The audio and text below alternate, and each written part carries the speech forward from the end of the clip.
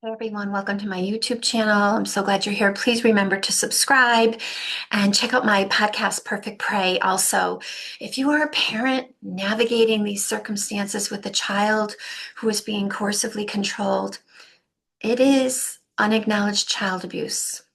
We really need to reframe it in that way. Children in these circumstances are not being used by the abuser to hurt you. They are being abused by the abuser to hurt you. And the sooner that we reframe it that way, the sooner that we really look through that coercive control lens and understand the experiences our children are having, the sooner that we feel empowered, right? You're like, how do I feel empowered when I know my child is being abused? Whoa, right? It's a lot. It's a lot. We feel empowered because we get it now.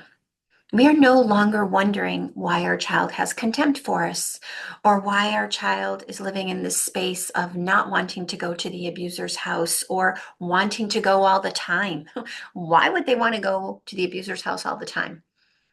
Because as from my other YouTube videos and my podcast, it's the lure of tweens and teens for sure, but it's about diminishing our children.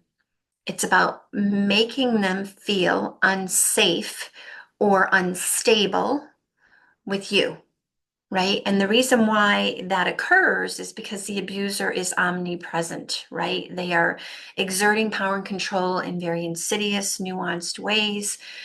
They are harming our children in this process, and our children are confused. They are, of course, trauma bonded to this abuser.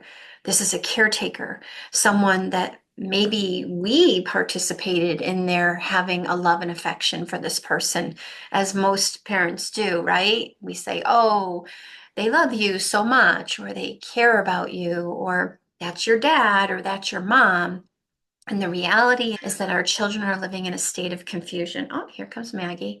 They're living in a state of confusion and they really don't know how they're supposed to feel. But what they do know is that aligning with that abuser can feel safer.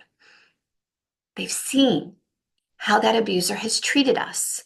They've seen what that abuser is capable of. So I want you to try really hard to reframe this as not a use of our children to hurt us, but an abuse of our children. That's what it is. And the intent, of course, is to hurt us. Of course it is. But the reality is that reframing it that way empowers us to say, oh, I know exactly what this person's doing. I know what that contempt is about. I know what that name calling is all about.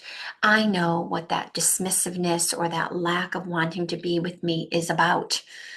I can see it clearly. I can actually predict what that abuser is saying and doing to my child. And in that, I'm ready to not be defensive, to not be as taking it personal, to not taking it as personal, recognizing where it's coming from.